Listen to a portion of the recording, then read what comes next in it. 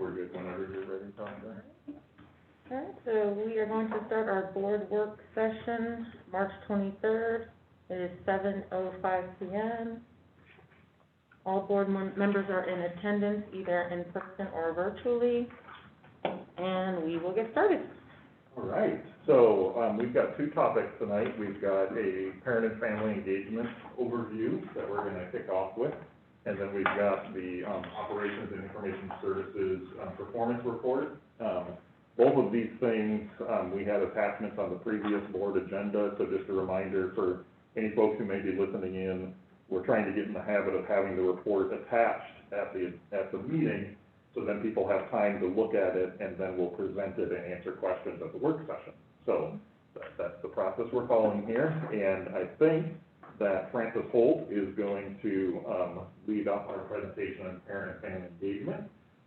So whenever you're ready, Francis, take it away, and if your questions can wait to the end, that would probably be best, so she can kind of get through the presentation, but if it needs to be asked, feel free to interrupt if they can't wait, okay? Awesome, thanks. Take it away, Francis, whenever you're ready. You have to unmute. Can you guys see my screen? Yeah. Great. Okay, well, good evening, Dr. Duty and the board and community members. It is a pleasure to be here with you tonight and be able to present. Before I start presenting, I want to give credit where credit is due and make sure that I acknowledge all the different departments that came together for the creation of this presentation. We were asked to create this overview, and we know that parent and family engagement is something that is all of our responsibility. So I want to just acknowledge the collaboration that went into this from everybody that is presenting tonight. Okay, so CSD understands the importance of family and parent engagement. We recognize that parents and family members are our students' first teachers, and that they play a vital role in our school system's efforts to educate all students. In CSD, our framework for equitable outcomes that our district improvement plan is built upon has a foundation of stakeholder input and engagement. This includes, like I said, all departments, schools, really everything that we do in the district. To us, parent and family engagement means the participation of parents in regular, two-way, and meaningful communication involving student academic learning and other school activities.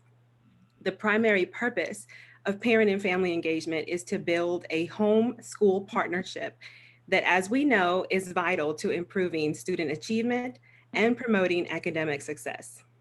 As a school district, we do this by building capacity to engage parents and stakeholders in effective partnerships with the school, and affording parents substantial and meaningful opportunities to participate in the education of their children, and ensuring high quality academic assessments, accountability systems, teacher preparation and training, curriculum, and instructional materials that are aligned with challenging state standards so that students, teachers, parents, and administrators can all measure the progress against common expectations for student academic achievement.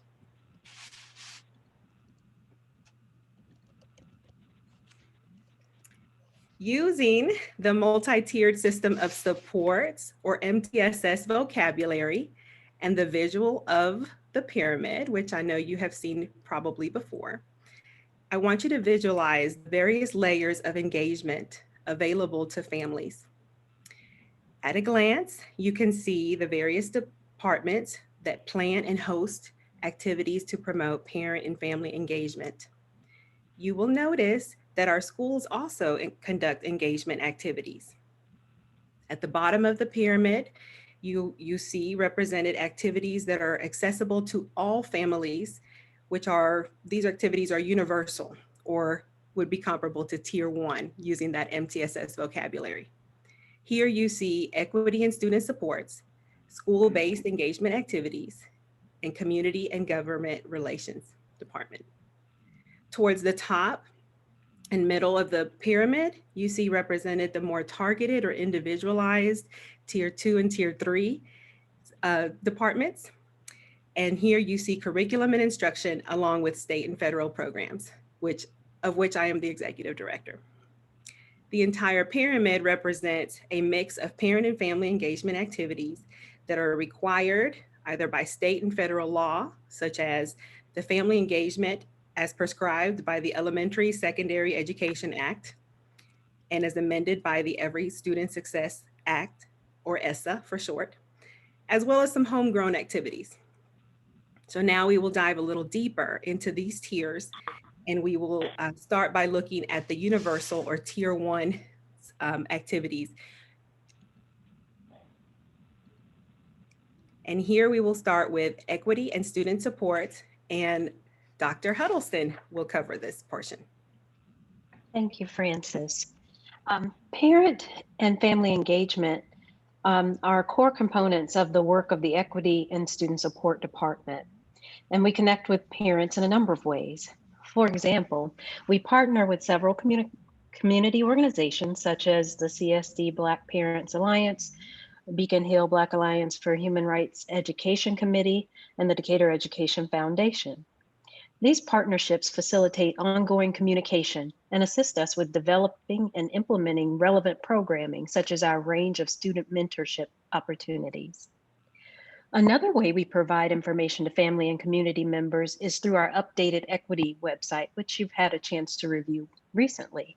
It features numerous resources for staff, parents, and community members, as well as a form to collect equity ideas and concerns. There's also a version of the form that facilitates anonymous reporting. The website includes an equity dashboard that allows parents to access real-time disaggregated data, disaggregated by race and other relevant demographics. The Equity and Student Support Department connects with parents to support the mental health and well-being of students through the Decatur Student Center and through our school counseling program.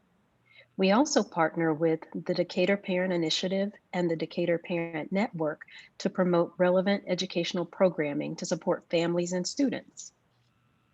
Equity and student support staff members routinely collaborate with other departments to provide informational sessions related to career pathways and educational supports for students with and without disabilities. Our school social workers provide direct support to families and connect them with resources, remove barriers to engagement, and work to prevent abuse and neglect. Now I'll turn it over to Dr. Christy Beam. Thank you. So schools are at the heart of most of our engagement activities in the system, and the principals actively engage and encourage parents and families to participate in school and district events through clear, proactive communication tools, such as the parent weekly newsletters, web pages, e-blasts. In addition, all families are encouraged to attend community circle, school social events and activities, curriculum night, and also families have the opportunity to be an important part of school-based initiatives by volunteering for and attending SLT meetings and PTA or PTO meetings and events. I'd like to take this opportunity to acknowledge the collaborative work of our schools and our information services department.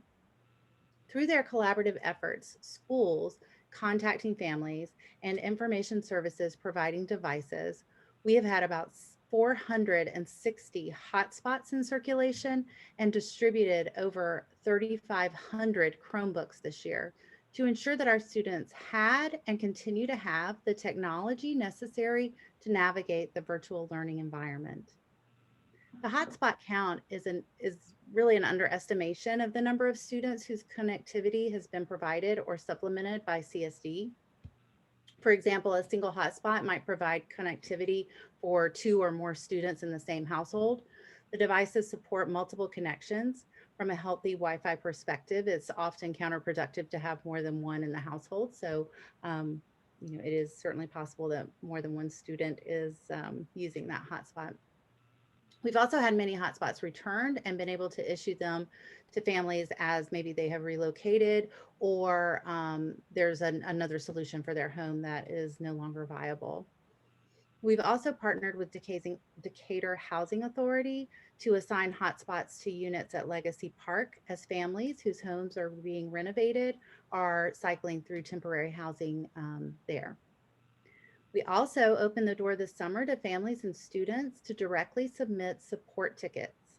About 650 tickets have come in, and we strive to hit our target of a 48-hour resolution time. We also posted a tech self-help page for parents on our virtual learning website and changed up the Infinite Campus parent portal so parents can self-register a portal account without having to go through the school's administrative assistant or administration. So now we will hear from Courtney Burnett. Hi. The role of the communications department is to support all departments, schools, and partners to share information and engage all members of our community. We help disseminate information, events, and opportunities for our partners like DEF, City of Decatur, and Farm to School. We support schools and departments by sharing information through newsletters, our websites, and social media platforms. We also support schools and departments by providing tools and platforms to facilitate engagement and communication with families. Frances, back to you. Thank you, ladies. Okay, so now we're going to go to that middle and top part of that pyramid to talk about the more targeted or individualized opportunities that we have. On the screen, you see our various Tier 2 and Tier 3 individualized programs. And so we have federal programs, which include all of our title programs, ESOL, as well as McKinney-Vento. You see gifted and special education. I didn't mention earlier, but we have Ms. Willie Washington with us, just in case we have some questions at the end that pertain specifically to title programs and ESOL McKinney-Vento. Okay, all of these programs that you see here host regular parent and family engagement events and activities. These include informational meetings, parent education, training or workshops, one-to-one parent meetings, coffee chat sessions with the program coordinators for these programs and departments, and as necessary, provide support to families regarding connecting to community resources. We also very much try to partner to hold meetings in the community. We've held several meetings at DHA in the past, pre-COVID, of course.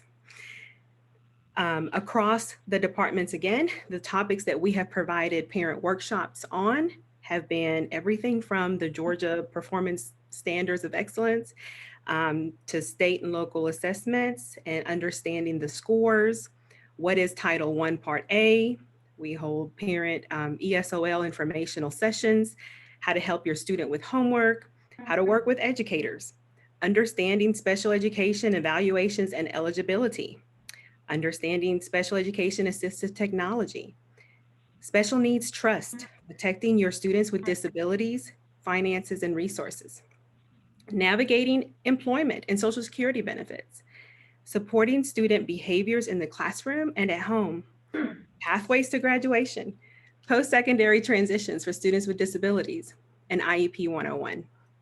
Lots of parent meetings and trainings, as you can see.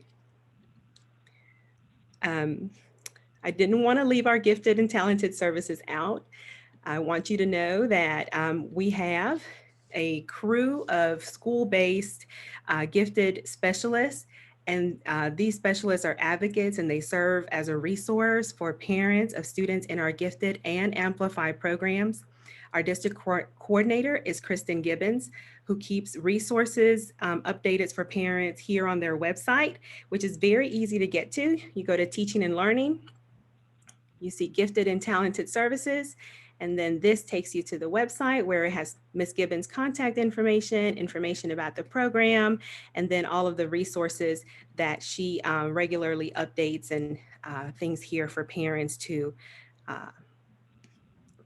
access.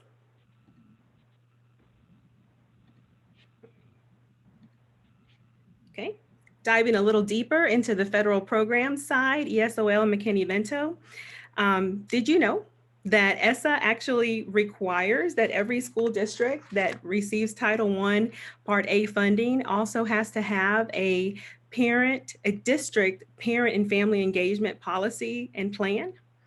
And actually it does, and we have one. So I want to take you there. And again, to access the website, you go to Teaching and Learning, Federal Entitled Programs. And then this will open up, and this is where anybody can read about our Title I programming, or not Title I, all of our title programming and all of our federal programs information. But if you go right here to the side, you'll see our comprehensive LEA implementation plan document. The Parent and Family Engagement Plan is actually a part of this CLIP, which we, have an acronym for everything in education, right? So this CLIP includes a parent and family engagement policy. The CLIP, all of these documents that you see on the screen, is actually an application that is submitted to the Georgia Department of Education in order for our school district to receive all federal funds, the funds that are used to support the programming for eligible students who require additional support through these individualized support programs, such as Title I, ESOL, and special education.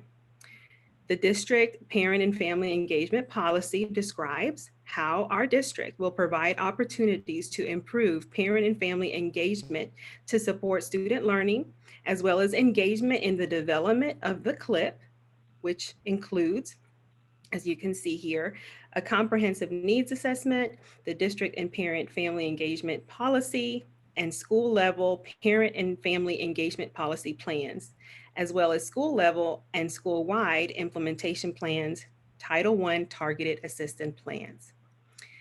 Here is where our district level parent and family engagement policy can be found.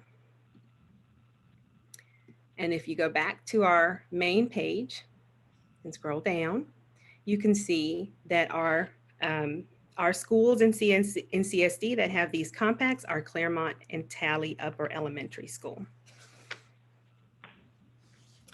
The Office of State and Federal Programs, we manage the CLIP process annually. And we also manage the federal funds that are set aside for parent and family engagement funding at the district and school levels.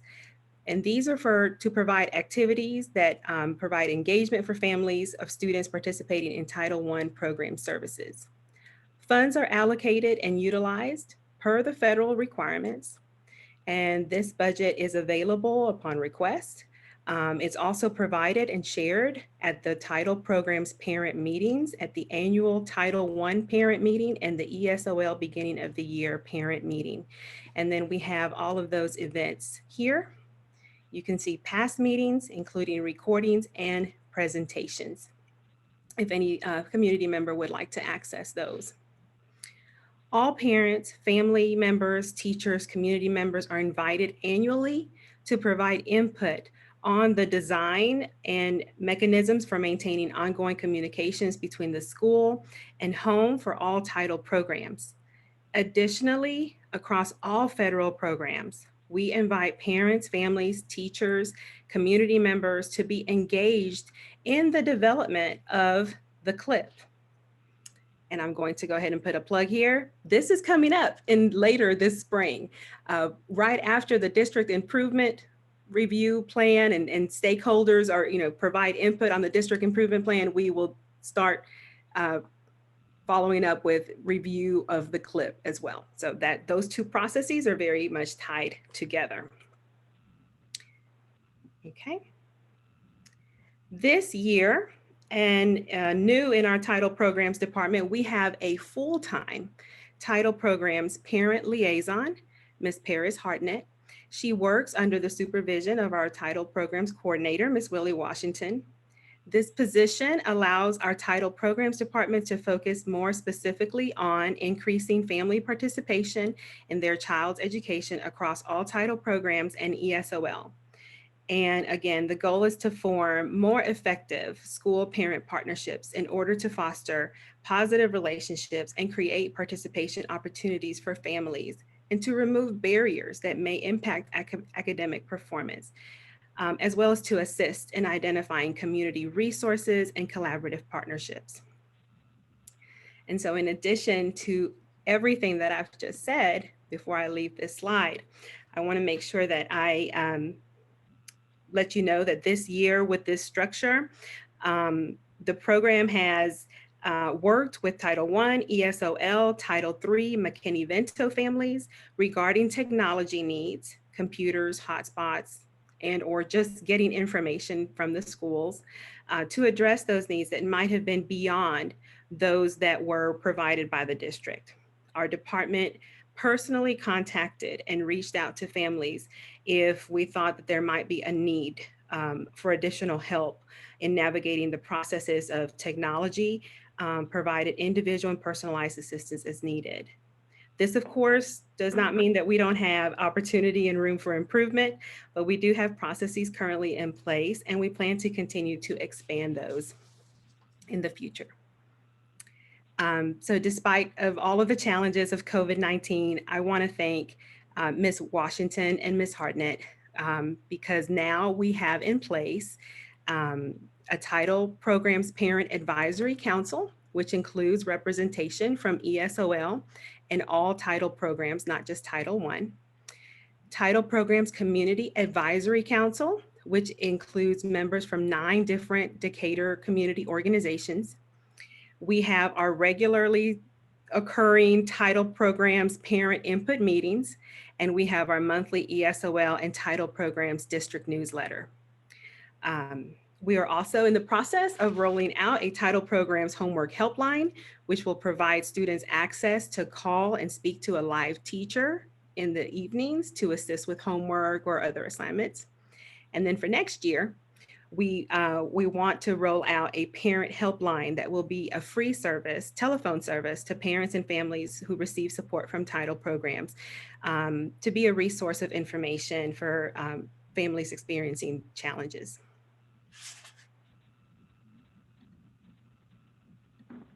Okay, and for our special education department,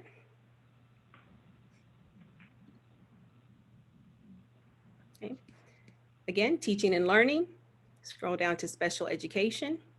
And once in special education, we have our parent mentor and engagement site. Okay, and so the state of Georgia offers school districts the opportunity to participate in the Georgia Parent Mentor Partnership.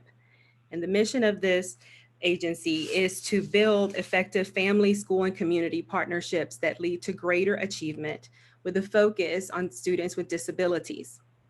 In CSD, our special education department is involved in this partnership, and the goal is to strengthen the engagement with our families of students with IEPs. Parent mentors are parents of children with disabilities, and they are hired by the school district to help support family engagement, but then also help support our district, schools, and our staff with various initiatives relating to engagement. Parent mentors support other parents by providing information, resources to help their children in school and to transition to adult life. The parent mentors work to increase parent participation at IEP meetings and provide information on a variety of topics that parents may need when they're parents of kids with disabilities. In our district, our parent mentor is Miss Cheryl Grant. She has been our parent mentor for some time, even before I started my position.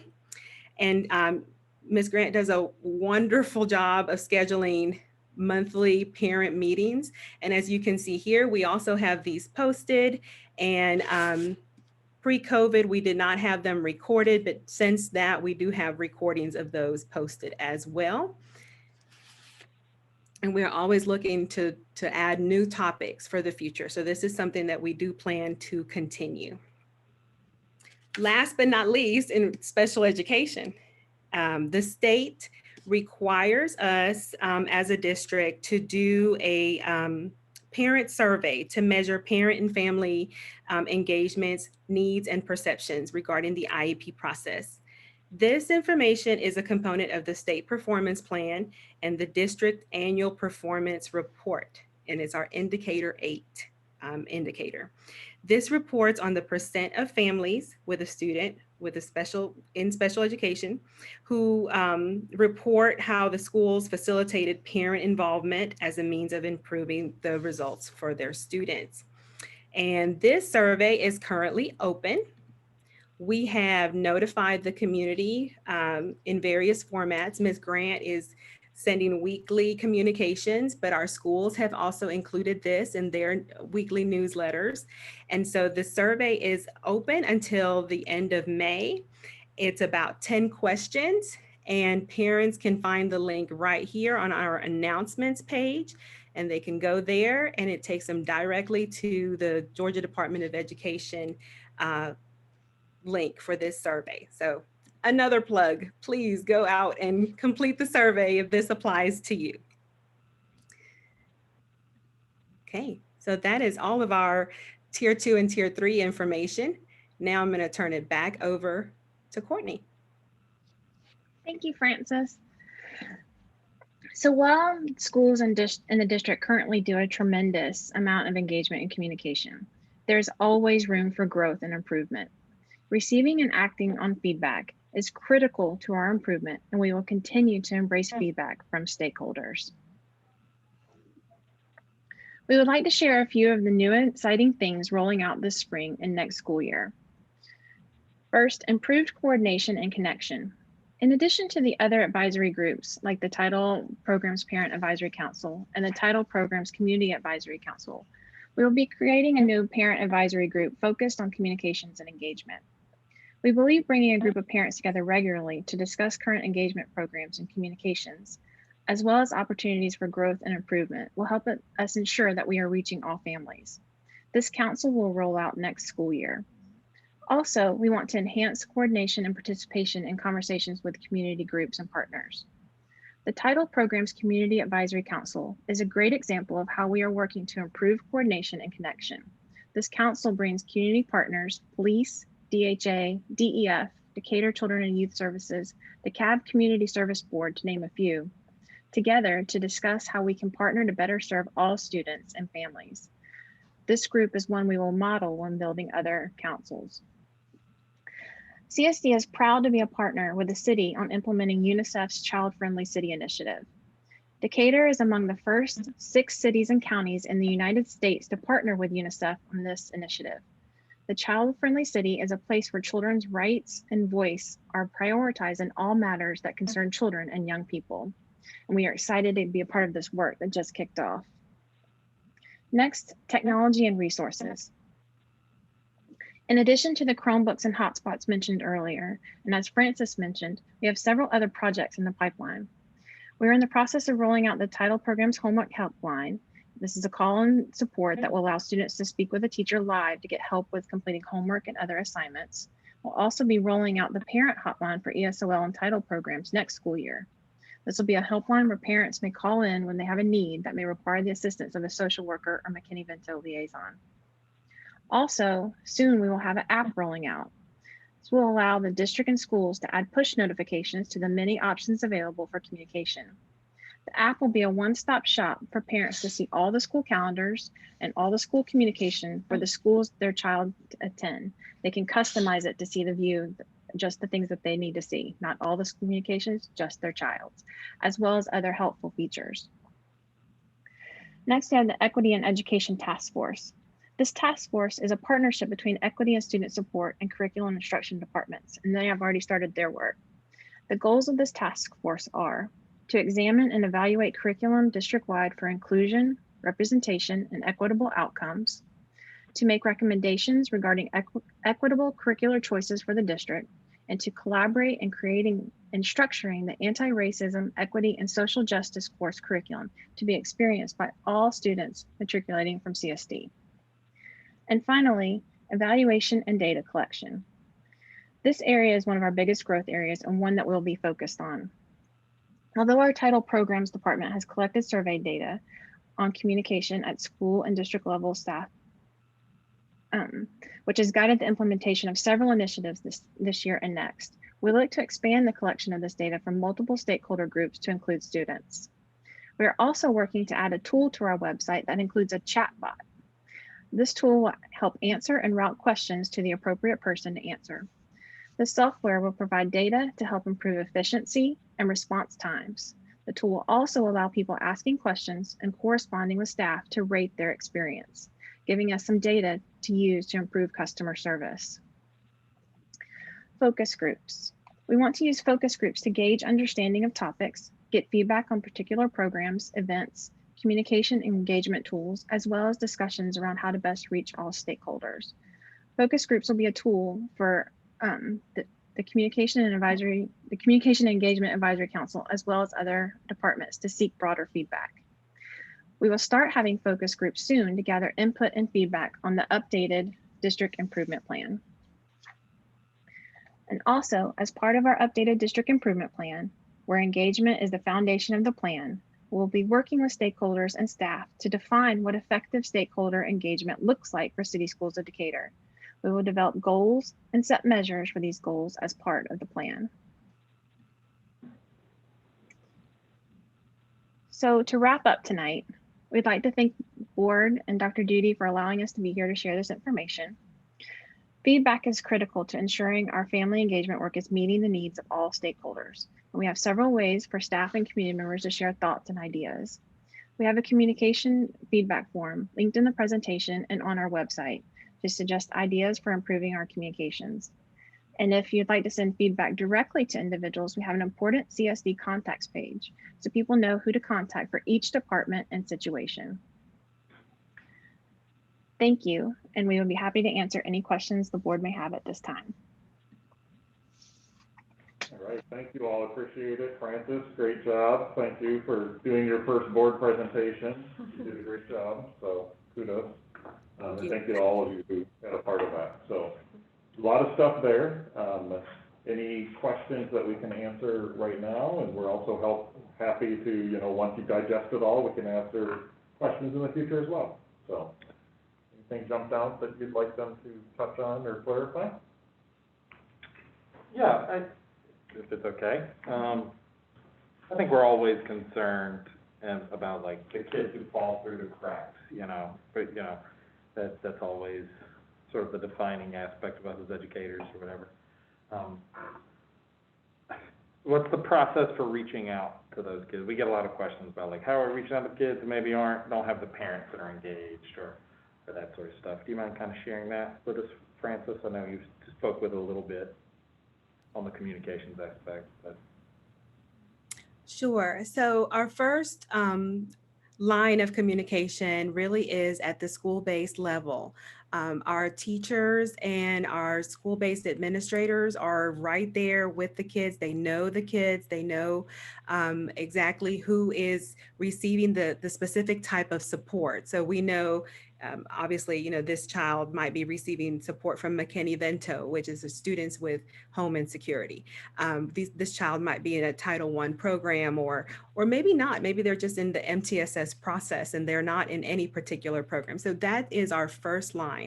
But then our program coordinators are always reaching out to schools and vice versa to make sure what additional supports do we need. So is there a language barrier here?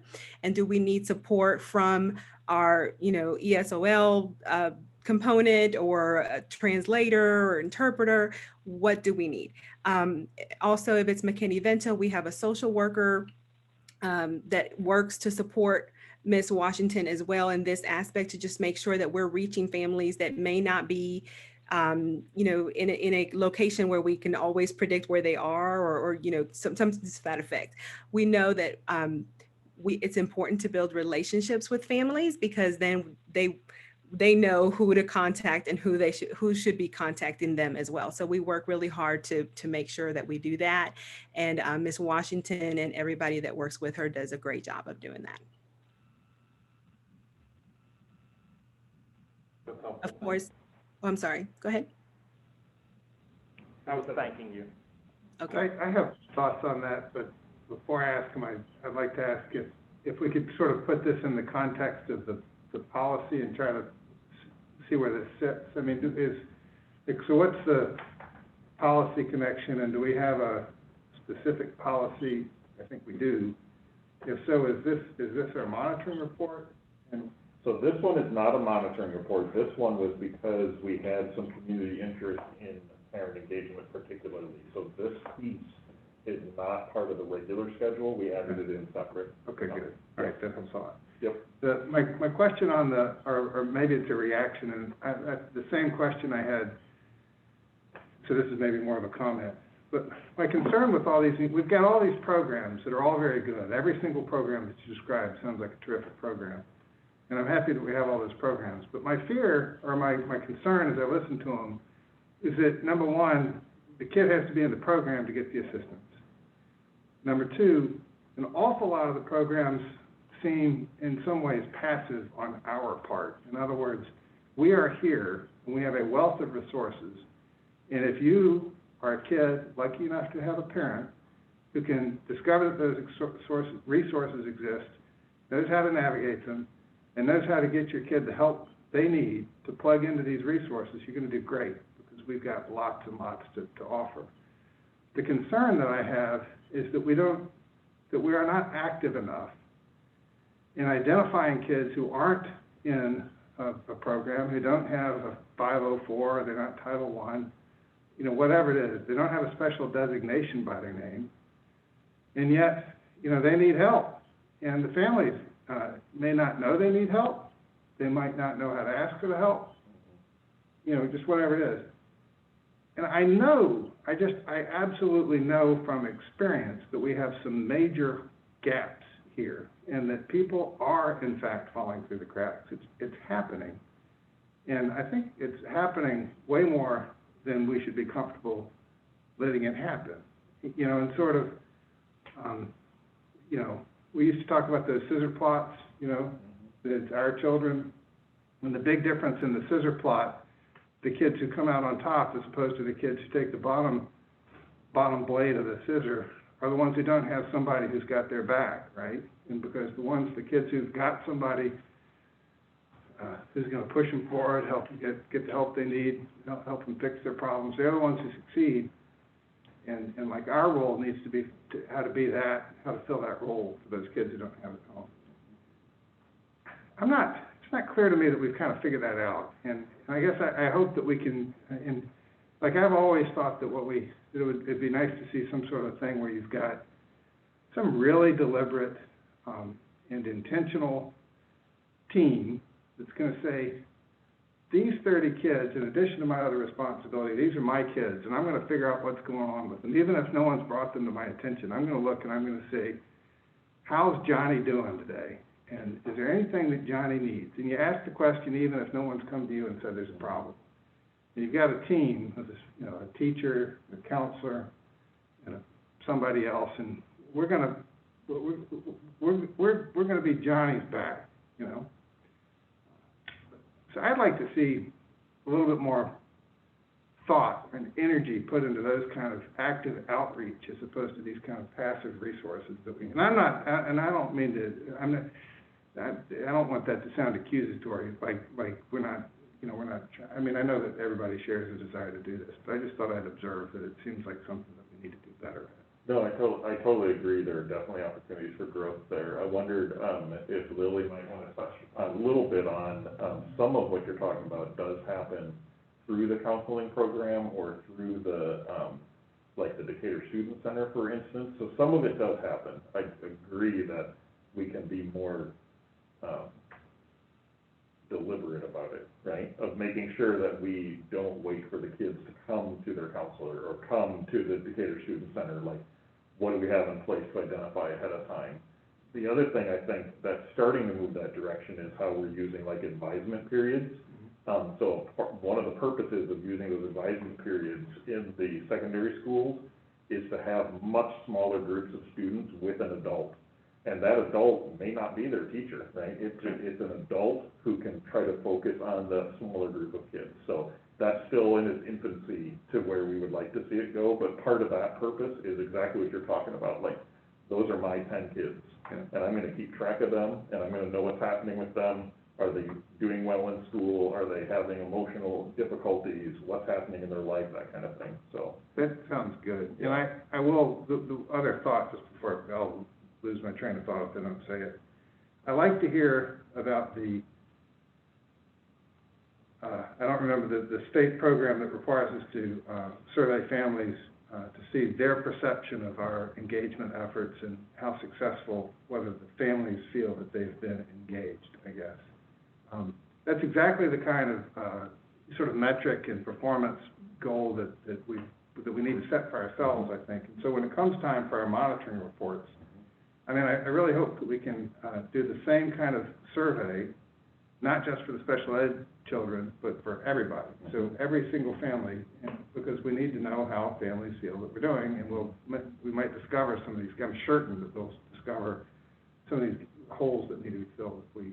Yeah, and I think that, I don't know if Maggie is connected still or not, but that may be part of some of those tripod surveys that we're starting to roll That's what I was out. thinking. There may be a parent component to that, I just can't remember off the top of my head. I was hoping you'd tell me. There is a parent survey. It was launched in February and closed recently at the middle school and the high school this year.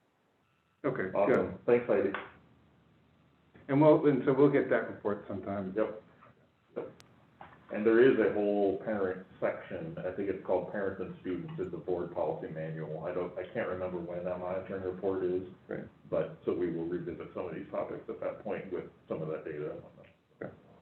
Great. Lily, did you have anything you wanted to add in that topic? Sure. I agree that the school counselors are definitely a group that reach out proactively. They reach out to the students by the classroom lessons that they have with the students. I also wanted to mention that the social emotional learning work that we started this fall was a key way for us to have at least a weekly touch point with every student in the district. So we had those lessons K-12, and we had counselors doing them and other members of the student support team who jumped in and were able to work with students. And they were able to identify when students weren't plugged in and did not seem to be engaged. So that was us being able to say, hey, let's do a follow-up, or making that referral and connecting them with a counselor. So that's something that we are going to continue as we move into next year. And so we'll be doing some post-planning and getting other people involved in that social emotional learning curriculum to be able to make sure we can continue that. And definitely the Decatur Student Center is another part of our outreach, 612, with physical locations, but then they also are able to work with students across the district. Awesome, thank you. Christy, do you have anything more you want to add? Sure, I'll just say, I mean, it sounded to me like what you were referring to is strong tier 1 instruction in the MTSS process. So as we strengthen our universal screeners, and we're providing consistent, effective screeners for all students, we will be able to kind of capture and scoop up any student that's struggling before it becomes a major problem or a glaring gap. And so that is really a lot of the work that we've been doing this year in trying to solidify our tier 1 plan. Tier 1 is the instruction for all students. And so what we want to be able to do is identify students that you know, are not meeting benchmarks at certain grade levels, so that we can quickly identify, remediate, provide interventions and the support services that students need to get on track. And so anyway. Awesome, thanks, Christy. I wanted to, great presentation, and Francis, this may have been your first board presentation, but it's obvious that's your first rodeo, so thank you. Thank you so much, Shana. And so I wanted to jump in about MTSS. So Christy's saying just what I was thinking, that essentially, I don't know, probably stepping out of my role, but essentially everyone is already in the MTSS process, because tier 1 targets all students. And like you said, I think Christy, you may have said this earlier, Francis, that teachers are that first line of defense. And I just know from, I mean, there's always still room for growth, but I just know how, particularly at Renfro, the teachers are, when they get into those team meetings and those department meetings, they're talking about those students that they're seeing who may be struggling. I would also like to encourage, because Lewis talked about how, you know, everybody needs someone who has their back.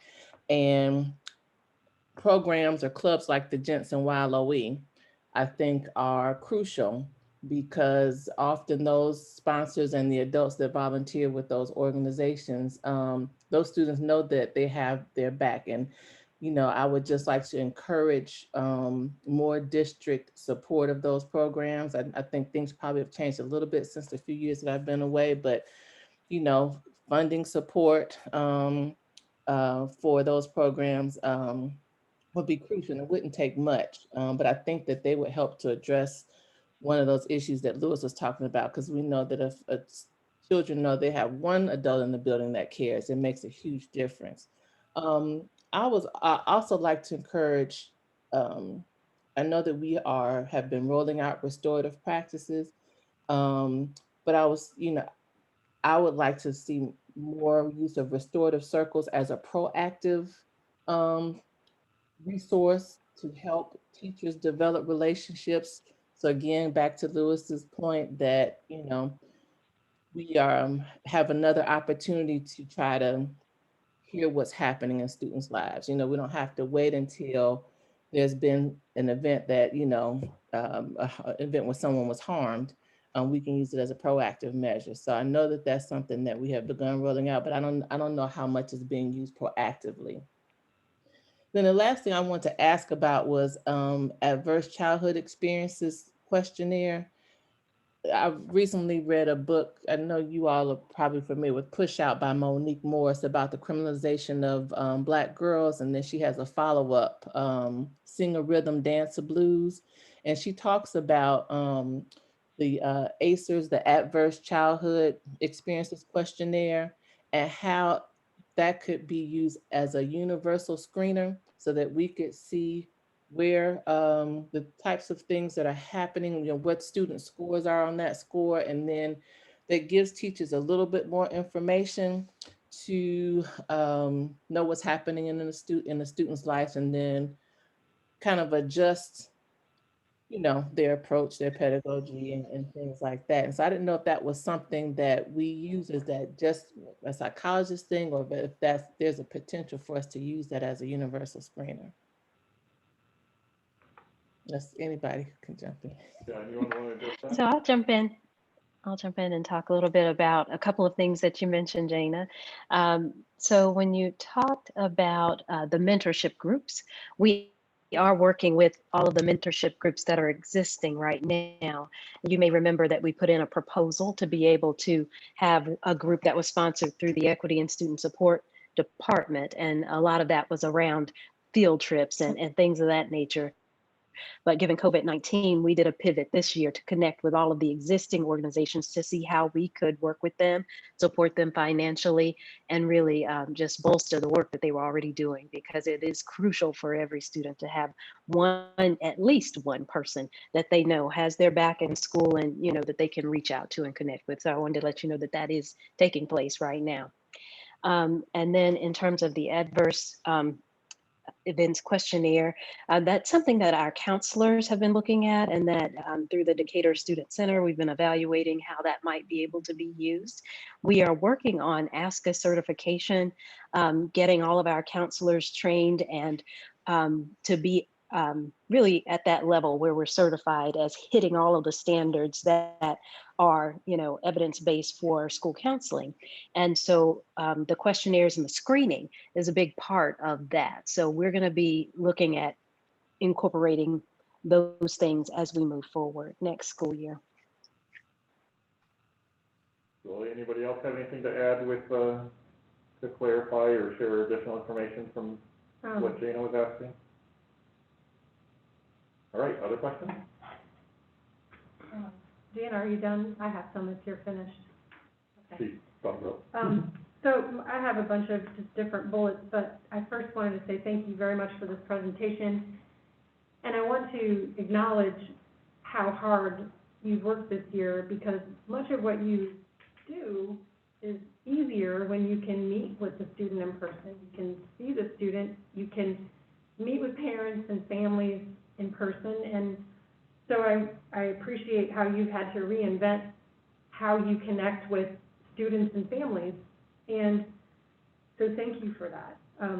I know it's been needed more than ever, but harder than ever to make those very meaningful connections. My hope is that we're going to come out of this stronger because we've learned a whole lot. And then when we get to combine this with all the wonderful things where we get these connections organically, like in the classroom and in community circles and village gatherings, and where we really get to see and connect with one another, you know, in person, I feel like it's really going to just be much, much stronger, and we're going to come out of this, you know, stronger than we've ever been. So I just wanted to acknowledge how hard you've worked and that you've created all of this like network of support that I don't think is going to go away when we get back in person. They're just going to really make it stronger. I appreciate also that you're reaching out to the community organizations, because the ones that you've listed, I know there's a lot of really good work going on there and people that we can connect with through those programs. And so again, thank you for leveraging the knowledge and expertise and collaborative relationships that we have, because I think we can sometimes reinvent the wheel here when we maybe don't need to, or we might do something in a way that's maybe not as effective as if we had, you know, really sat down and partnered with DHA or DEF to better understand the problem or how we can connect with the kids. I thought it was exciting to hear Courtney mentioned the UNICEF Child-Friendly City Initiative, and then another one of you mentioned that we're working to get student voices to be heard as stakeholders, and those two things are related. And I would love to see and to know more about how CSD is planning to engage in this child-friendly city initiative and engage student voices. Maybe someone wants to share a little bit about how we plan to do that. I can share about that.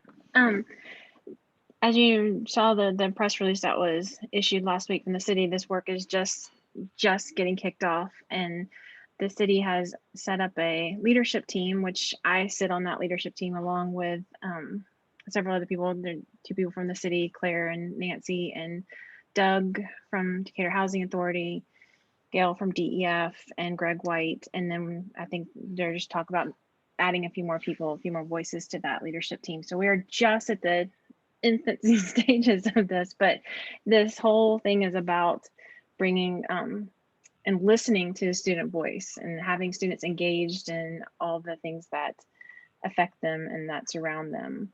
Christy, you're smiling. You want to add something to this?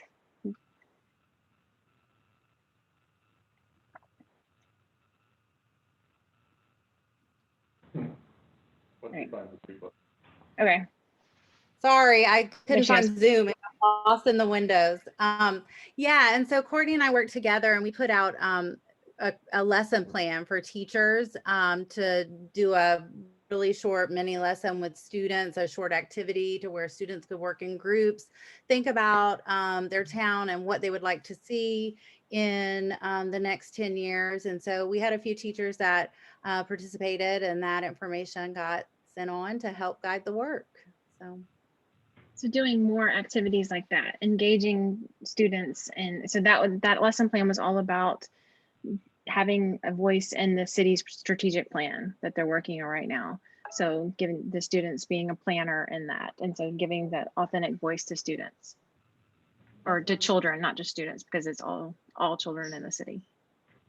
Okay, and I also wanted to say that during this year, when we've had a lack of in-person meetings and gatherings and such, I feel like the communication that has been put out, first of all, I appreciate how it's much more consistent than ever before, like across schools, and also just, you know, the format and the timing of communications. I think that the newsletters for the teachers, and also then, you know, for the community, or for the parents mainly, and then the community, have been excellent. And it has been really something to read regularly how much is going on. And so I just want to commend you on that. I know a lot of work has gone into that, and the communications are really, really good.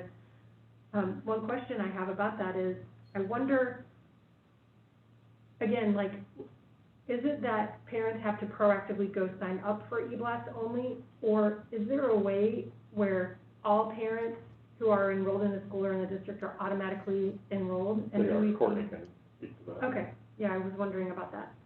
Yes, so parents are automatically, through their parent portal account, signed up for newsletters for the school their child attends. Now, if you don't have a child at Renfro and you want to hear about what's happening at Renfro, you can sign up for their newsletters as a community member.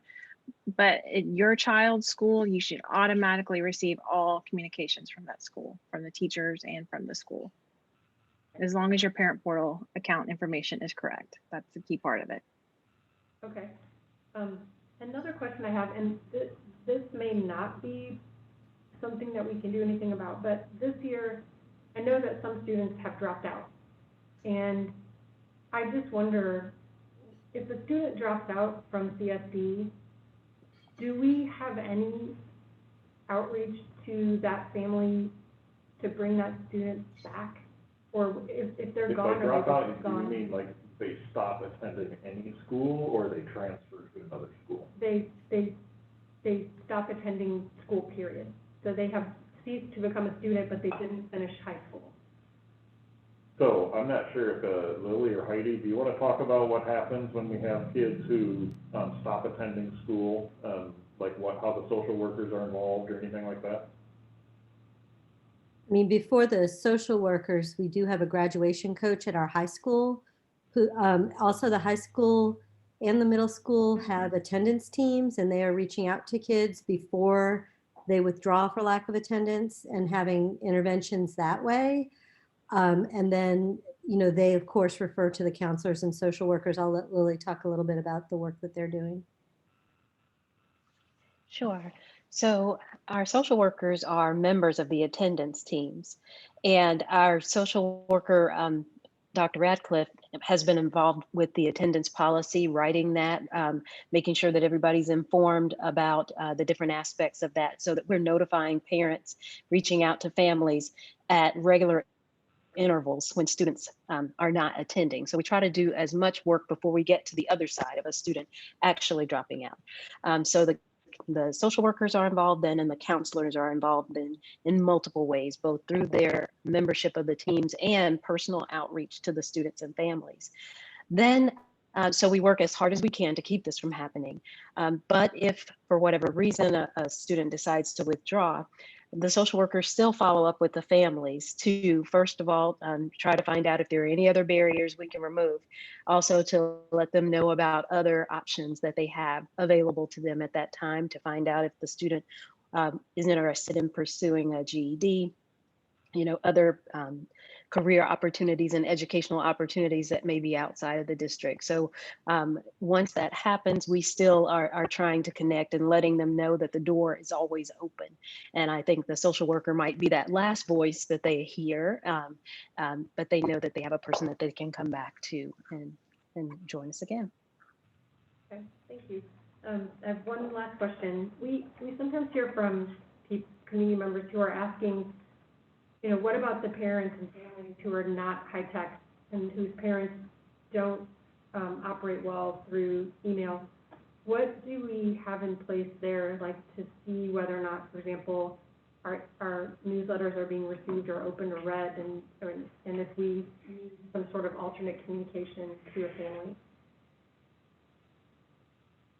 I can think of a couple different things that address that. So Courtney, do you want to start? I think about how we can monitor whether our communications are getting through.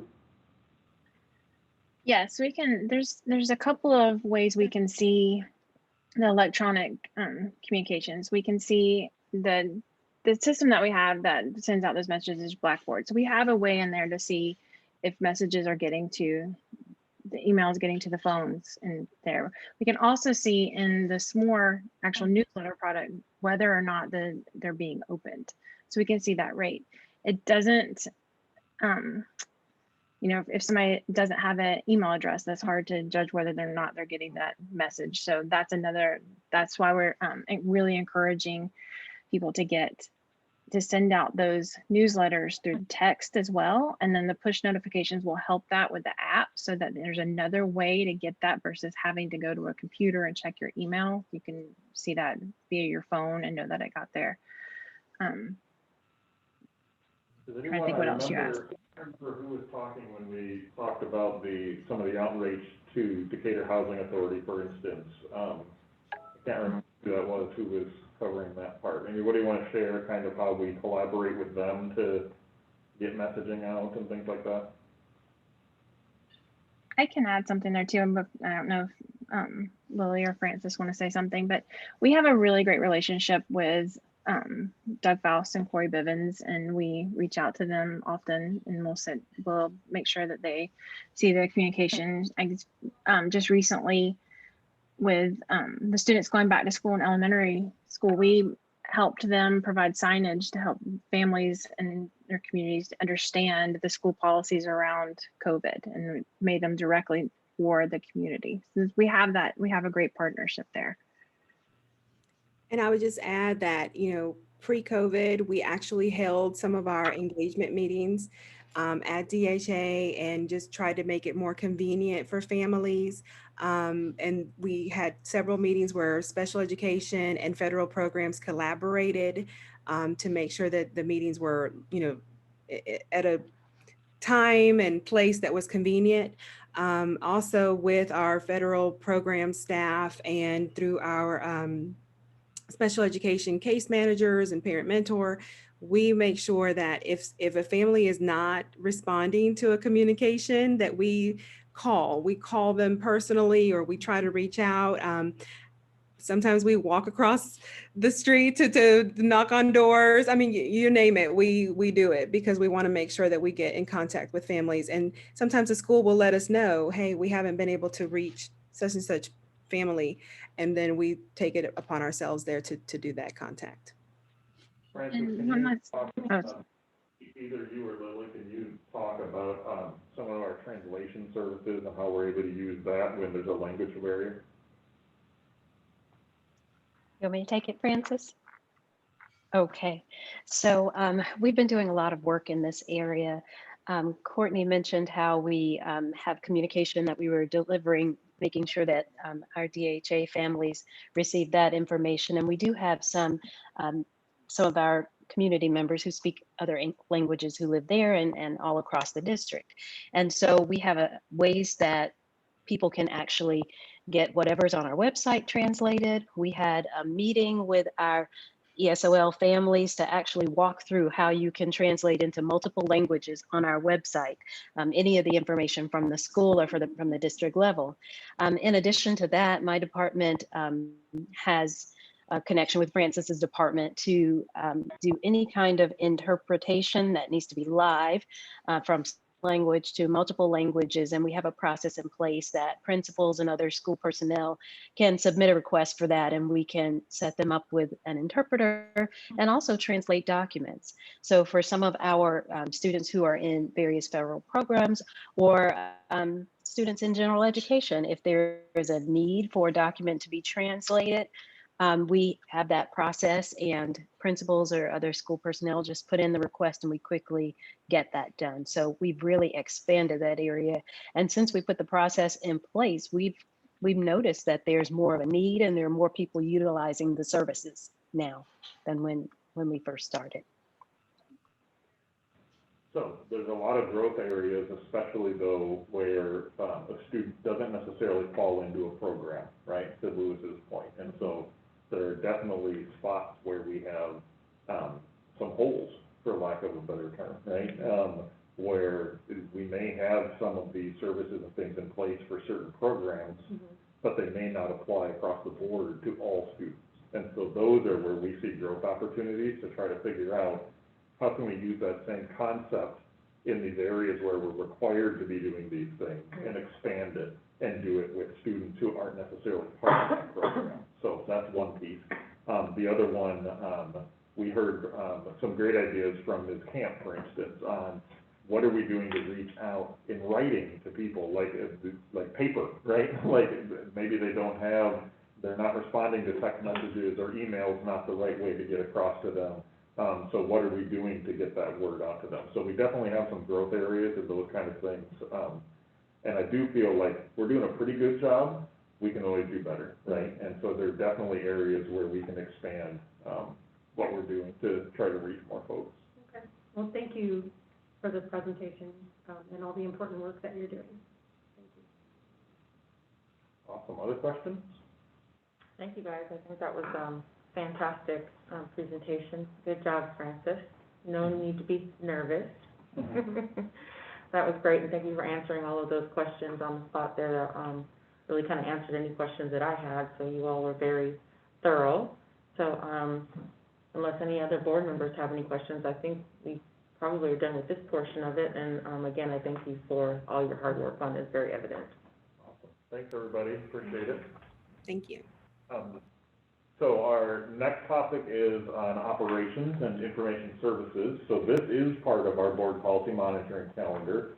And so I'm going to turn it over to Sergio and Ashton, and they're going to walk you through their report on our key performance indicators and how we're doing in those areas. Awesome. Thank you, Dr. Duty. Let me see if I can present my screen. Can you guys see it? All right. Thank you, board members, Dr. Duty, cabinet members, community, good evening. The key performance indicators compare results to mutually agree on goals and describe how we evaluate, realign performance, success, and expectations. We measure actual performance against realistic and quantity goals. Our desired outcome is to improve the quality and quantity of the service we provide to our stakeholders.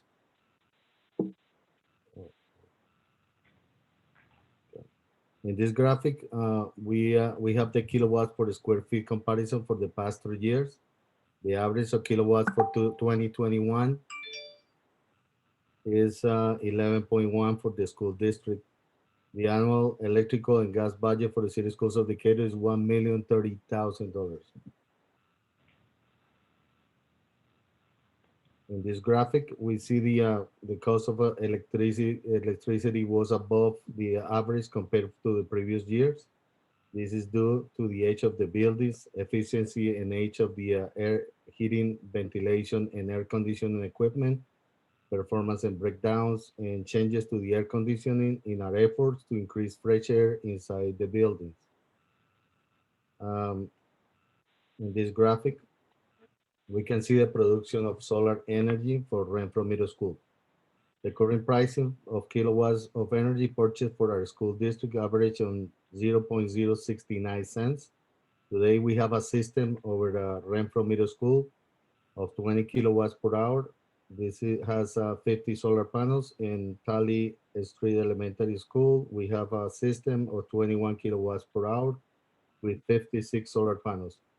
Renfro Middle School reduces the carbon emissions on the average of 82,882 pounds of CO2. This is equal to 626 trees planted. Here is the production of solar on Tally Upper Elementary School. Tally saved an average of 19,720 pounds of CO2. This is equal to 149 trees planted. In this picture, we have Tally Upper Elementary School. What you can see on the red rectangular is the existing solar panels. And the outside is the proposed installation for this year. We will increase the production from 21 kilowatts to 44.25 kilowatts, adding 65 new solar panels to the current solar array, a total of 121 solar panels. We don't really have a lot of more room in this area, so this is the maximum we're gonna have in that particular roofing area. In this picture, we can see Renfro Middle School solar panels. Inside the red rectangular area is the existing panels. The outside, the proposal for this year. We will increase the production of 20 kilowatts to 68.76 kilowatts. We are planning to add 130 solar panels for a total of 180 solar panels. We are in a process to explore options for the installation of more solar arrays in other schools.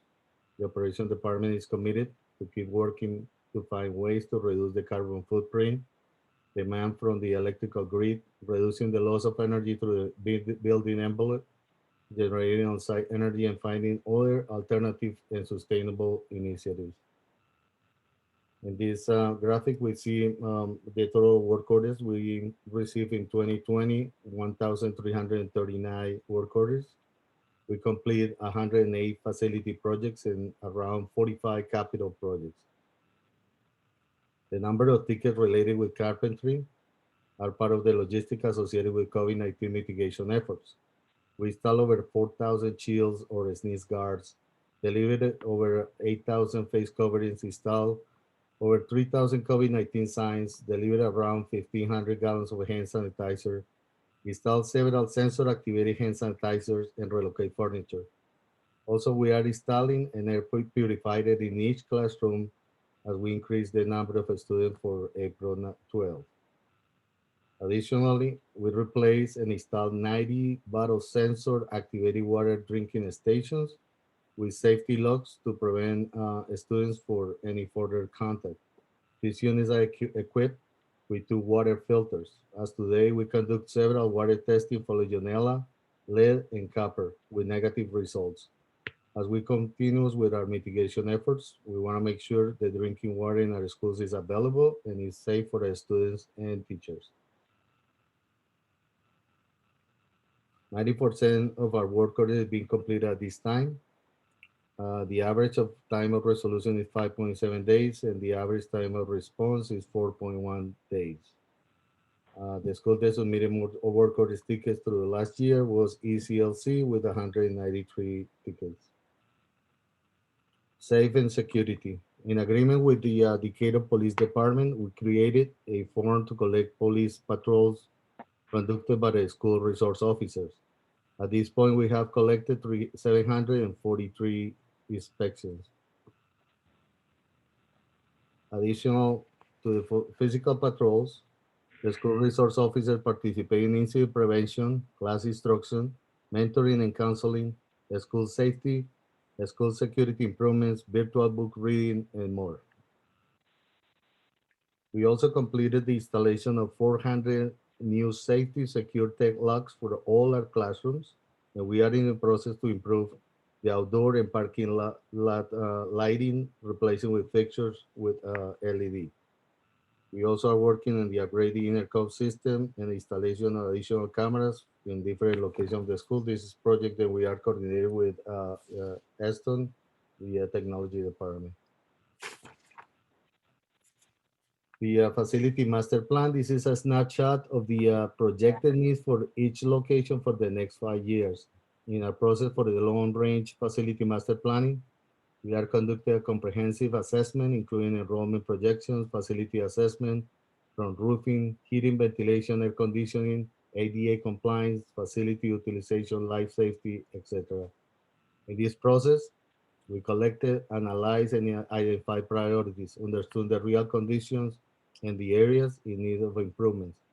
This assessment will provide a roadmap for renovation, replacements, additions, modifications that will allow City Schools of Decatur to meet the strategic goals, to improve the buildings, and to operate the facilities in an effective, efficient, healthy, safety, and sustainable manner. The majority of the current needs, as you can see on the graphic, if you see the color green is mostly roofing, and the color blue is air conditioning. These assets are at the end or surpassing the life cycle. 90%, 98% of our air conditioning equipment is still running with a refrigerant called R22. This refrigerant is being phased out worldwide. The U.S. Environmental Protection Agency, EPA, has set January 1st, 2020 as a day when R22 is banned from production and importation in the United States. This makes maintenance and operation even harder when parts and refrigeration may be an issue for the near future. That's why we are planning to start a massive replacement of our air conditioning equipment. Roofing, heating, ventilation, and air conditioning contain the majority of cost of the percentage of the facility condition assessment and projection for the next 5 years. The facility assets are not static, they are continually changing. They are affected by use, wear, age, weather impact, out of date, failed installation, improper repairs, etc. Here is a high level of some of our buildings. This is Decatur High School, where you see air conditioning and roofing is percentage is still a majority of the cost of the capital projects. Just as information, Decatur High School has 60 different sections of roofing. In roofing assessment, we include core samples and analysis, infrared thermography scanning, moisture nuclear density testing. This test detects hydrogen inside the membrane, basically water. The cost associated with replacement versus repairs and priorities. As you're noticing in this graphic, whatever is in red is in immediate need of replacement. And this is basically the whole main section of the Decatur High School. The roof analysis shows areas in the building with distinctive colors: green for maintaining, yellow or amber for restoring, and the red for immediate replacement. What we found, this is some pictures of that roofing. What we found, issues that we got there: open pitch, failed improper repairs, severe wet areas, wet core, blisters, cracking surfaces, open flashing, etc. This is another building, Westchester Elementary. As you see in this graphic, the red area is almost 90% of the school that needs a roofing replacement. This one is some pictures of it. And this one, we have a Renfro Middle School. As you notice, in roofing is one of the biggest issues in this building as well. And this graphic, you can see all the red section is in immediate need. So in conclusion, during 2020, 2021, as we navigate the COVID-19 pandemic, we are using our resources to equip all the schools with the necessary personal protection equipment, indoor air quality upgrades, and physical barriers. We are planning to use the capital funding for roofing replacements, lighting, heating, ventilation, and air conditioning replacements, and installation of additional solar arrays through the district. The operation department will continue working on providing healthy meals, safety and reliable transportation, secure and improved facilities, meeting and exceeding the stakeholder expectations. Our vision for the future is to reduce our carbon footprint, decrease the electrical energy demand, practicing social responsibility, and design sustainable facilities with clean energy. I'm gonna stop now for any questions before I pass it to Esther. I'm just gonna jump in real quick and just share, Sergio and his team are the unsung heroes of the school district, that it is very easy to not realize just how much they're doing behind the scenes. And one of the things I really appreciate about Sergio is you can see he has a very analytic way of approaching it to make sure that we keep up with these things, right? Like creating a roof replacement plan, right? And having these things evaluated, making sure we're doing regular testing of our water and our air, making sure all of those things are very transparent. If you go to his website, part of our website, you'll see that like all of those Legionella tests are posted. You can look and see what the results are for any given location every time we have one of these tests. So he's doing a lot to try to be as transparent as possible with the work that they're doing, because it often goes on behind the scenes. And when you want to know, but most of the time people don't want to know, right? And so we're trying to make sure that's there. And then also his efforts with the solar energy have just been tremendous. And so it's really exciting to see that paying off, and that we really are seeing benefits of that. And you may remember that each of those sites, right now, Renfro and Tally, they also have like a component inside that they can incorporate this into science lessons and things, so the kids can actually see what energy is being generated right now from these solar panels. So that's pretty cool. So they're doing tremendous work. We're really lucky to have him, and he's one of those people that if you don't work in the district, you may not even know, right? Because so much of that work is going on behind the scenes. But his entire team, under his leadership, has just become super responsive and is very much on top of things and making sure we get taken care of. At this time with the pandemic, they have been stretched and stretched and stretched, but they have not broken. They keep delivering, right? They're the ones who are getting all the shields put in place. They're the ones that are getting signage out to people, getting sanitary things, supplies ordered, all that kind of stuff, and it just happens. And it almost makes it, he makes it look easy, right? But these things just happen, but there's a ton of work going on behind the scenes there. So that's pretty awesome. Any questions for Sergio on the operations side of stuff before we jump over to Eston and the IT side? I had a quick question. I was trying to understand the school resource officers police patrols report. What facilitates the patrols? Is it that the school calls because there's a concern, or where do those numbers come from? Like, what facilitates that? So what we have in place is they do up a normal patrols inside and outside the school. They do it daily basis, but we're trying to capture if they prevent a fight, if they teach in a class in the school, if they doing something additional, they're just policing, because that's what we want to accomplish. And sometimes we don't capture that information, and or let's say if it's an issue with a student and we need to share the information with the principal, that would be for us a resource to start seeing a pattern there, and so we can say you have to pay attention in this particular hole because we having incidents they're not repeating or something like that. Thank you. And this is a new addition that Sergio helped put in place with Decatur Police, which is very helpful, that they're gathering this information for us so that we can monitor it as well. It's very nice. Sergio, can you tell briefly, the one thing I just remembered, what about the classroom door locks? I think it would be easy for people to not understand why that is such a big deal to replace all of those classroom door locks. Can you just talk about why that's helpful? So yes, we were looking at different approach how we can secure the classroom in case of an emergency. So these particular devices, as you notice in the picture, it has a red button, and it's really easy to deploy or to release. But it has a double-sized deadbolt that locks the room, so it's almost impossible to penetrate the room unless somebody have a key. So it's we spent almost 240,000, and was part of the safety grant.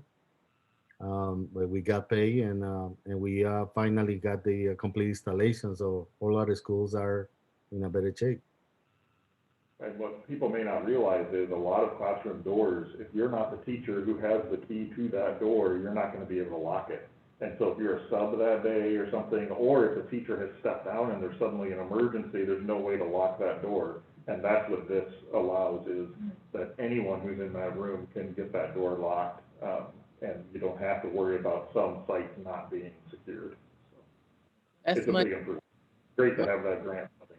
Sorry, Dan. No, I was just saying that's money well spent, because when we had the intruder alert over at Renfro a few years back, that was very real. Subs didn't have keys. The teacher may have left her key in the car, and so I know that I'm sure provides an extra sense of security for teachers. Any other questions for Sergio? Just wanted to say thank you. I noticed that it's really eye-opening just to see the number and the variety of requests that you handle. And I'm also grateful for all the extra work that you did this year, because that was obviously on top of your normal job, dealing with all of the extra mitigation materials for COVID. So thank you for doing that. I'm interested to hear, because I think that I've heard something about it before, but do we have if someone puts in a request, do we have a system that automatically routes that request and tracks whether it's completed, et cetera? And I just can't remember what that is. Yeah, you want to talk about that, Sergio? Yes, and probably Eston have more information, because we use the same system of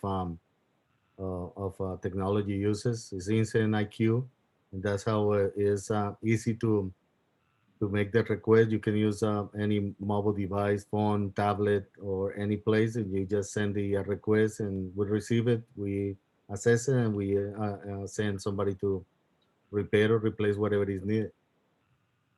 So the response is really quick.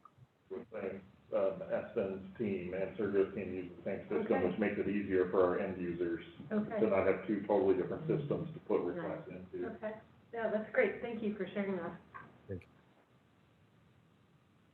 All right, Espen, you wanna take it away? Absolutely. I think some kind of high-level snapshots from the report that Sergio and I attached to the last board meeting. And I'll run through them now, but really we can get to your things you're curious about. For all of the home users watching, my colleagues on cabinet, by the way, if you take the word edit at the URL and replace it with present, you get that very slick presentation experience. So Light I've given you nothing else today. Those of you who Tech are- tip, thanks, who are working in Espen. this environment, that's my gift to you. I love it. So let's talk a little bit about inventory. We've got almost 16,000 devices in inventory. When we do Decatur 101 and we do our session, when we return to doing our session in here, point to the projector, the panels, the AV stack, the cables, anything that carries a data signal, many things that have a power supply, we manage. Things that plug into a computer, we're less immediately involved in, but we would like to consult, and there are a lot of things under our umbrella.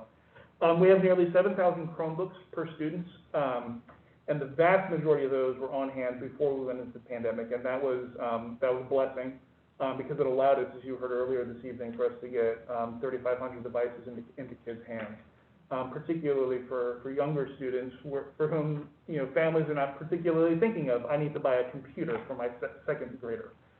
And it also helped us dodge some really tight supply chain issues that we're still recovering from. The average age of our student devices is a little over 2.5 years. And you'll see here, and you'll see in the report that Sergio and I put together, some references comparing us to the Council of the Great City Schools. That's a consortium of about 77 school districts. Atlanta, San Francisco, Toronto, the entire education department for Puerto Rico. Kansas City, Missouri. Wherever that is.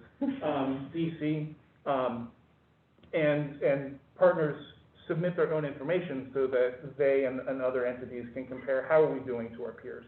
And in general, what you'll see in the data I've pulled and what you'll see in the written report is we're doing pretty well. We're also really lucky, and frankly, we're really lucky, that we've been able to provide virtually every employee who is usually provisioned a device, and that's the vast majority of employees, with the new device within the last year or so. You approved about a year ago, less than a year, us to undertake a lease with Apple to replace our teachers and our other certified staff's laptops. Before that, as part of an overarching security project, we replaced our Windows fleets because their Windows environment is a great big change, so security was the driver for that. But thankfully, we went in and kept on top of our lifecycle planning, and our staff has weathered this with at least newer equipment at hand to get them through it. In terms of connectivity, we, as of really just a few weeks ago, have 1.8 gigabits per second, or a lot of bandwidth to connect our districts to the internet. We made an early request to the Georgia Department of Education for them to double our bandwidth allocation. We use the DOE as our internet service provider. It's provided through the University System of Georgia, and we were one of about 20 districts that was approved to receive our allocation early, and that was driven largely by the fact that we could show in our reporting that if we were going to bring more kids back into our district physically, we needed the bandwidth so that we wouldn't choke on it at the end. And so the DOE, throughout the last year, and even before, but really the last year, has been a great partner on the technology front. They've got some wonderful leadership over there. We have, if you do the math, one of these KPIs is a little over 300 megabits per 1,000 students. It's a lot. I mean, we brought back a bunch of kids at Renfro and DHS, and once the kids' devices were able to get onto the network, we've seen highly reliable performance and connectivity. I will say that several years ago, the U.S. Department of Education put out a target bandwidth of 1 gigabit per 1,000 students for U.S. schools. I don't know off the top of my head any school districts that have achieved that goal. We are a ways out from reaching it. We plan to buy an additional gig of bandwidth going into next year. which would put us halfway to the DOE's target.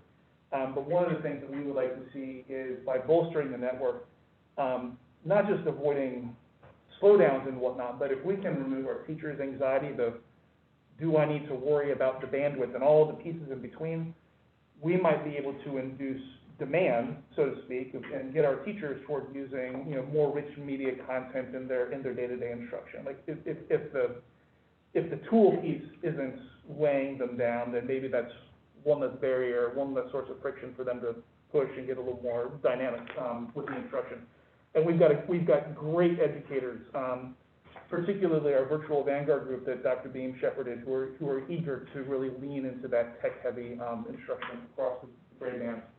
And thankfully, we've had a 100% WAN uptime. The WAN is the network that connects all of our sites together and connects us into the data walk-in closet downstairs next to my office.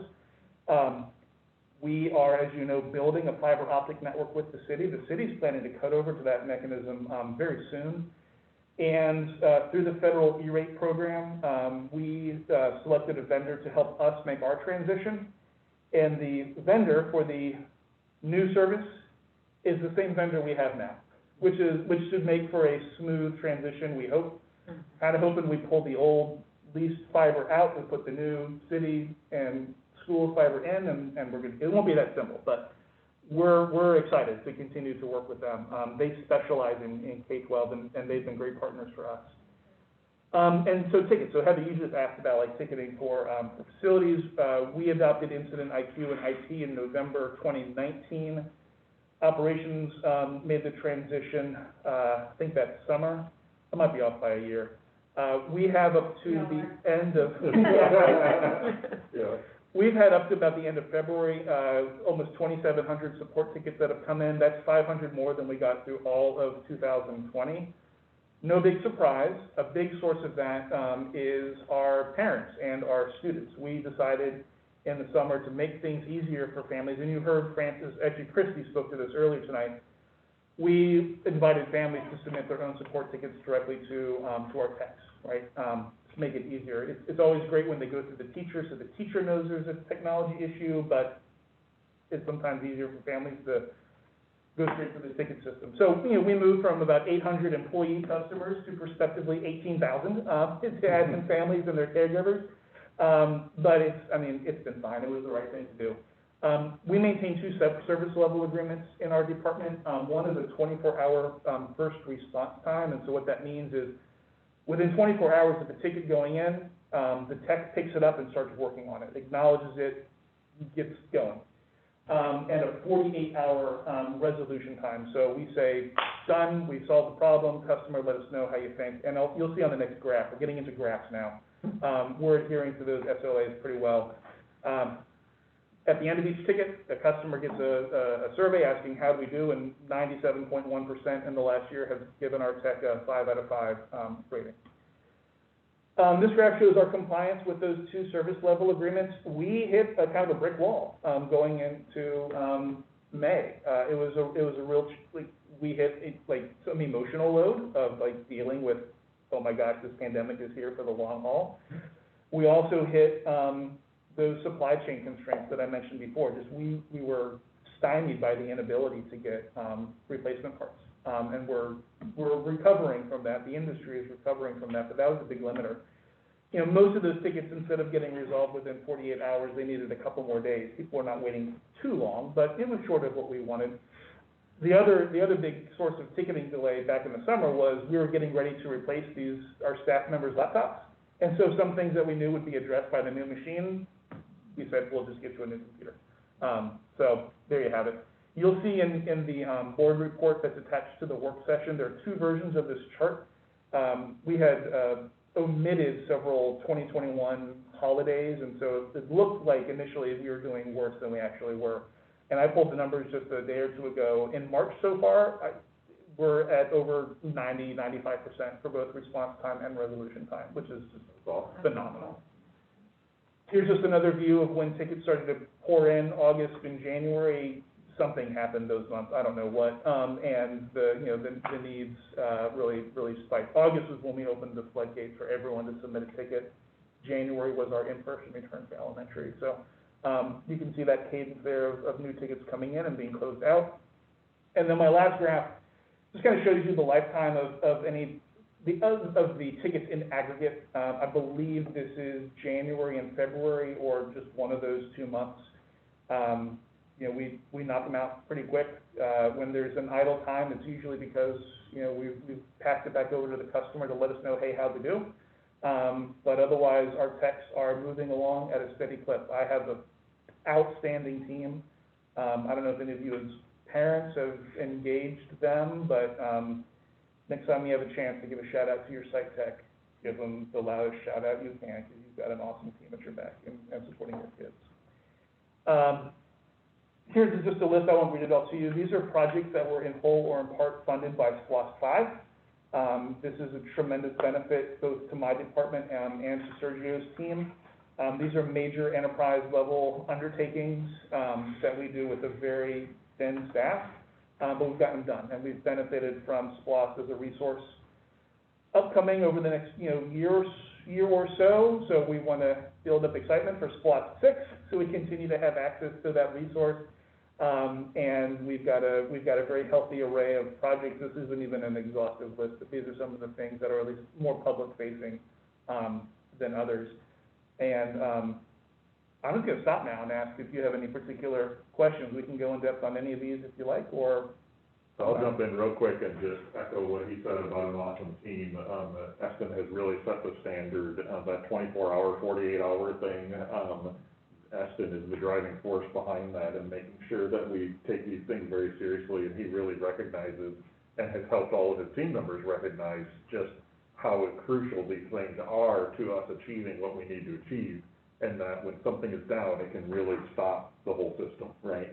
And so they do tremendous work and work so hard. And just the idea of like what had to happen as we transitioned into this pandemic, he kind of glossed over it a little bit, but and I think you'll see it a little bit in the report. Just the idea of we have more Chromebooks than students, right? So you think, okay, so that's going to be easy then, get that stuff out there. But those Chromebooks are in carts, they're like wired up to things, they're like all over the place, and they're not necessarily where you need them. And so they did a great job, like going and disassembling those carts and getting the chargers and getting them out to the right people and tracking all of this stuff so we didn't lose things, but just all of that. So I didn't say it because I blocked the memory. Thanks. Yeah, sorry. That's right. So they, while they are seen a little bit more than some of Sergio's teams, just because they're doing things that people are using every day, they also are kind of unsung heroes in many ways, doing a lot of that behind the scenes stuff. So our IT infrastructure, as you can see from the presentation here, is just impeccable. It's really amazing what we're able to do, so it's awesome. So, any questions or things we can clarify from Eston's presentation? Thank you, Eston, that was awesome. Is there a target date for the fiber optics to be installed in the school? So going into the school days, the construction is ongoing. Our target date is to cut over by July 1, which is when our current WAN contract ends. Mm-hmm. Because it's the incumbent provider transitioning over, it would probably be easier if we need a grace period, easier than the last cutover, which was from AT&T, and just, oh my gosh. But we want to get it, we want to get it done, definitely before opening of the next school year. If you may recall, those of you who are on board or paying attention, one of the drivers for us to work with the city on this project is this network has an expected lifespan of at least 20 years. And in the long run, although it's a significant upfront capital cost, in the long run, this is going to save this district money and give us superior service, remove bottlenecks to upgrading. It's totally the right thing. So as soon as we can migrate to it, we will. And so summertime is the target. And I would be remiss if I didn't take this as an opportunity to emphasize for all of you and the folks who are listening in, the vast majority of what we talked about in these two reports was made possible because of the special purpose local option sales tax. That's that 1% sales tax in DeKalb County that everyone who buys stuff in DeKalb County is contributing to. It doesn't matter if they live here or not. When they go to the restaurant, when they go buy something at Walmart, wherever, 1% of that is coming to the schools proportionally to the enrollment. So it splits between us and DeKalb County Schools and a little bit to APS as well, because they're partially in DeKalb County. So SPLOST 6 will be coming up. You'll hear us talk about that more. But the vast majority of the things you saw tonight were made possible because of that funding. And that funding is very targeted about what you can use it for. And that's why we're using it here, because it's very limited what you can use the money for. And so it's really essential to continue that funding, because you can imagine how many millions of dollars that then relieves off burden for general fund. Because if that SPLOST wasn't there, the only other place it could come from is grants or general fund. And so it is really an amazing resource, and I hope that we're able to keep that going. And you'll hear more about that in the coming months. So. Awesome. Thank you to you and your team for all the extra effort this year. It was very apparent how much logistical, I mean, some of it was apparent. I know there was a lot more. We saw the tip of the iceberg, but even the part we saw made a huge difference. And I was a parent who put in some requests for help at times. I heard from many people who were extremely grateful to get Chromebooks for their kids. So just great job being able to handle all the different demands. And I didn't realize that big change of opening it up to the family, like what a difference that made in terms of workload and having to manage requests from so many more people. So great job on that as well. And like everyone, I think we've done 2 jobs this year. So thank you.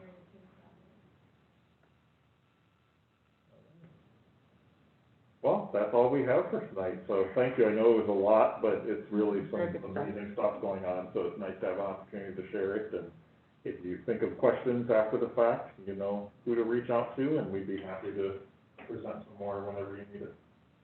That's awesome, thank you. Thank you, everyone. Thank you, everyone, for your presentations, and thank you to those who have joined us tonight. And we are signing off, 8:46 p.m. We are adjourned from our workshop.